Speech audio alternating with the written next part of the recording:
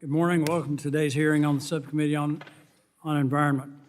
A little over 2 months ago, this subcommittee held a hearing to analyze the impact of some of our major environmental laws on access to critical minerals and minerals that form the products essential to our healthcare, defense, transportation, energy, and telecommunications sectors. The title of that hearing was Help or Hindrance: The Impact of U.S. Environmental Laws on Critical Mineral Supply Chains, National Security, and Economic Growth. In particular, we discussed some of the challenges associated with the Environmental Protection Agency's, or EPA's, interpretation of the Resource Conservation and Recovery Act, RCRA. While some of our witnesses explained that RCRA had been a hindrance, largely due to lack of regulatory clarity, there are also opportunities for it to be a help.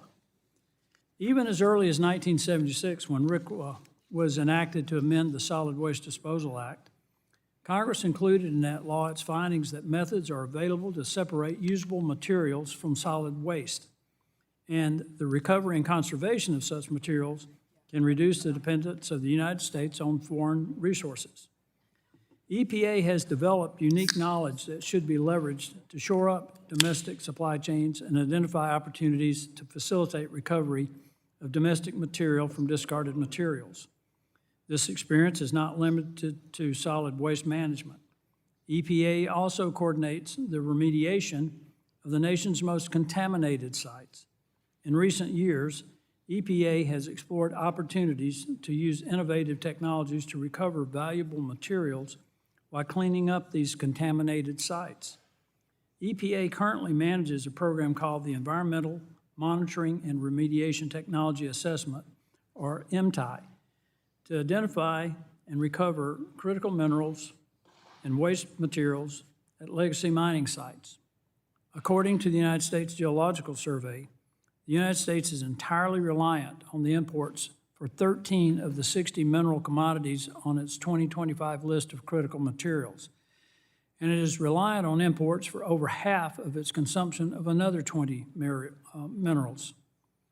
Removing regulatory barriers to a more robust domestic recycling industry could allow us to recover more of these minerals from products already in the United States. Deliberate federal coordination has never been more important, with adversaries such as China demonstrating that they are willing and able to weaponize their control of crucial supply chains. Securing our fragile supply chains requires coordination across the entire federal government, and it is important for EPA to have a seat at the table. To that end, we plan to discuss 7 bills to eliminate unnecessary barriers to the growth of a strong domestic recycling industry, establish EPA as a leader of interagency efforts to recover critical minerals, and support the remediation of contaminated sites while identifying new domestic sources of valuable materials. I hope we can continue working together with our colleagues on the other side of the aisle to reach bipartisan agreement on these discussion drafts. I'm encouraged by our initial conversations, and I look forward to finalizing bills that can advance with bipartisan support. To help us in these efforts today, we welcome 4 witnesses. First, we have David Konecki, Chief Executive Officer of SERBA Solutions. SERBA Solutions is a leading battery recycling materials and management company. We're also joined by Dr. Jessica Dunn, scientist, clean transportation at the Union of Concerned Scientists. Dr. Dunn specializes in lithium-ion battery sustainability research. We also welcome Mr. Aaron Goldberg, a principal at Beveridge and Diamond. An environmental attorney, Mr. Goldberg will call upon his decades of experience with the Resource Conservation and Recovery Act.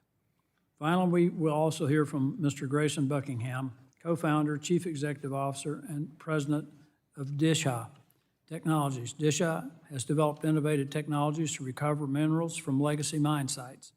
I thank all of our witnesses for their time today, and I look forward to today's discussion.